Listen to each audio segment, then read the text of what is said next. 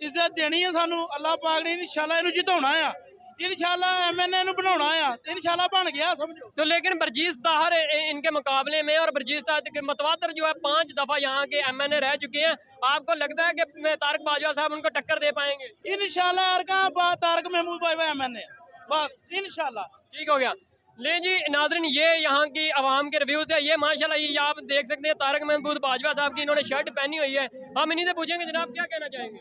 देखिए जी माशाल्लाह, देखिए कितना बड़ा काफिला आ रहा है, अभी तो आ रहा है, अभी देखेगा अब नून लीग को पता चल जाएगा तारक महमूद बाजवा का काफिला कितना बड़ा है। और इंशाल्लाह ताला देखें, इंशाल्लाह ताला हम तारक बाजवा से साथ हैं। शनब मेरे कायद हैं, मेरे लीडर हैं, हम उससे प्यार करते हैं और हम खानसान के सिपाही हैं। आए हमें गिरफ्तार करें, हम जेल में बनने की तैयार है। हमें जेल बनने के लिए का तेल ही मुक गया था 20 सालों का। और इंशाल्लाह ताला अल्लाह के हुक्म ने तारक बाजवा के साथ। नाज़रीन